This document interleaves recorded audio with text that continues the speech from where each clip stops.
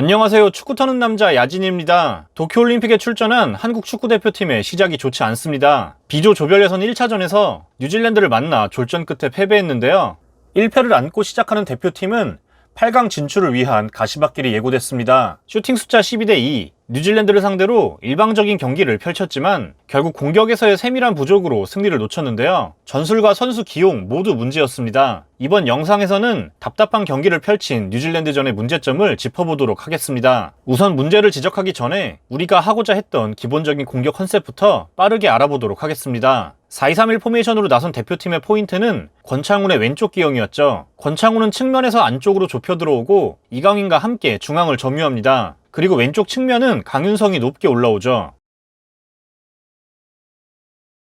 이강인과 권창훈은 서로 다른 역할을 주문받았는데요. 이강인이 적극적으로 공 주변으로 움직이면서 연결고리 역할을 맡았다면 권창훈은 공을 자주 잡기보다는 부지런히 공간을 만드는 데 힘썼습니다. 상대 수비를 끌고 안으로 들어오거나 뒤로 돌아 들어가며 공간을 활용했죠. 그리고 두 수비형 미드필더의 장점인 롱패스를 활용해 수시로 반대 전환을 합니다. 상대를 좌우로 흔들고 풀백에게 공이 가면 순간적으로 엄원상은 상대 측면 배후 공간으로 침투하죠. 왼쪽에서는 강윤성이 적극적인 크로스를 시도했습니다. 결국 공략 포인트는 김학범호가 주구장창 보여줬던 측면인데요. 이제부터 이날 경기의 문제점을 살펴보겠습니다. 우선 3선입니다.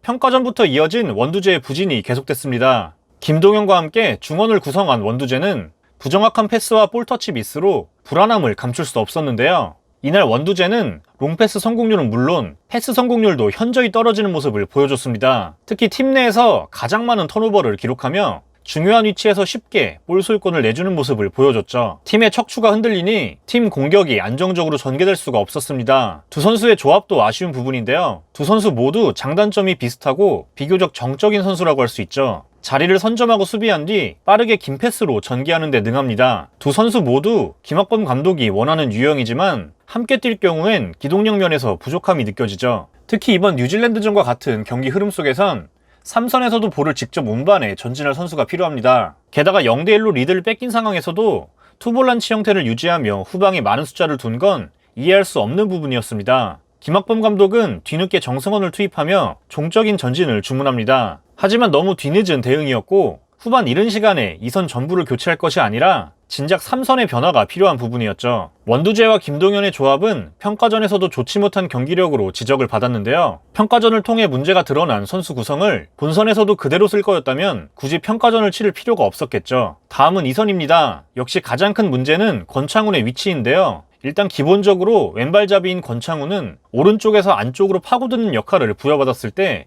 최고의 기량을 보여주는 선수죠. 왼쪽 윙어라는 포지션 자체가 낯설고 이 위치에서는 권창훈이 할 수 있는 게 별로 없습니다. 그나마 안쪽으로 들어와서 활동하라는 전술적 지시가 있었는데요. 중앙으로 좁혀오긴 했지만 앞서 얘기했듯이 권창훈은 공간을 활용하기 위해 상대 수비를 끌고 다니는 모습을 보여줍니다. 이렇게 상대 선수 한 명을 달고 움직이면서 우리 팀에게 공간을 만들어주는데요. 물론 권창훈은 오프더블 움직임도 좋은 선수긴 하지만 가장 큰 장점은 낮은 위치에서도 공을 받고 저돌적으로 밀고 올라갈 수 있다는 것이죠. 이는 이강인도 마찬가지입니다. 이강인 역시 낮은 위치에서 직접 볼을 받고 플레이하는 걸 선호하는데요. 결과적으로 둘의 공조는 불필요하고 비효율적인 셈이죠. 물론 권창훈이 안으로 좁혀오는 전술적 움직임은 뉴질랜드를 겨냥한 것으로 보입니다. 사실 뉴질랜드는 본선 이전까지는 4-3-3 시스템을 주로 써왔던 팀인데요. 여기서 한국은 권창훈이 좁혀오면서 중원 지역에서의 수적인 우위를 살릴 수 있고 특히 한국의 측면 전환을 견제하기 위해 미드필더 간격이 벌어지면 그 사이 공간을 활용할 수 있습니다. 김학범 감독이 경기 후 인터뷰에서 가운데 공간이 생기면 과감히 찔러주는 패스를 주문했다 라고 얘기했던 것과 일맥상통하는 부분이죠. 그러나 예상과 다르게 뉴질랜드는 5-4-1 포메이션으로 내려서면서 쉽지 않은 상황이 펼쳐졌습니다. 게다가 뉴질랜드가 생각 이상으로 수비적으로 내려서면서 한국이 노렸던 측면 공간 역시 봉쇄됐습니다. 역습 활용 카드로 내세운 엄원상에게 공간이 나질 않았는데요. 한국은 우측으로 전환해 이유연이 공을 잡으면 엄원상은 수비 뒷공간으로 침투하는 패턴을 반복적으로 보여줬습니다. 이는 평가전부터 한국이 보여준 주요 공격 패턴 중 하나였는데요. 엄원상은 수비 라인에 바짝 붙어 상대 뒷공간을 노려봅니다. 하지만 문제는 뉴질랜드가 이렇게까지 내려설 줄은 몰랐다는 것이죠. 이런 구도 속에서 엄원상이 할 수 있는 건 별로 없었습니다. 심지어 뉴질랜드는 윈스턴 리드가 항상 한 발짝 뒤에서 수비하면서 뒷공간 커버를 신경 쓰는데요. 현대 축구에서 일자 수비 라인이 보편적으로 자리 잡으며 사라진 스위퍼 시스템을 활용하는 것과 비슷합니다. 이날 한국은 배후 침투를 자주 노렸지만 오프사이드는 한 개밖에 기록하지 않았습니다. 이는 우리가 잘했다기보다는 애초에 뉴질랜드가 오프사이드를 유도할 생각이 없었다고 보는 게 맞겠죠. 이런 경기에선 애초에 이동준이 이른 시간부터 뛰는 게 나아 보였습니다. 엄원상과 달리 이동준은 직접 공을 잡았을 때도 많은 옵션을 갖고 있는 선수이기 때문인데요. 교체로 들어온 이동준은 엄원상과 달리 이렇게 낮은 위치로 내려오며 공을 받고 수비가 자신에게 쏠린 틈을 타 그 뒷공간을 활용하는 영리한 플레이를 보여주죠. 오른쪽에 엄원상이 낮은 수비 라인에 힘을 못 썼다면 왼쪽에선 강윤성도 아쉬움을 남겼습니다. 권창훈이 만든 측면 공간을 활용하는 중요한 역할을 맡았는데요. 그러나 아무래도 반대발 풀백이라는 점 때문에 왼발 크로스 타이밍에 한번 접고 올리게 되는 한계가 있었죠. 왼쪽에서 빠른 템포의 공격이 아쉬웠습니다. 밀집 수비를 공략하기 위해선 결국 측면 공간을 여는 게 중요하지만 이 부분에서 완전히 실패했다고 볼 수 있겠죠. 좌우 측면에서의 크로스를 고집하면서 최전방에 있는 황의조의 장점을 살리기도 어려웠습니다. 황의조는 거구의 수비수들 사이에서 고립됐고 크로스를 받아 헤더로 연결하는 것 외에는 딱히 할 수 있는 게 없었습니다. 교체 카드 역시 아쉬움이 남았습니다. 후반 이른 시간에 이선자원 3명을 모두 한 번에 교체하는 모험수를 던졌는데요.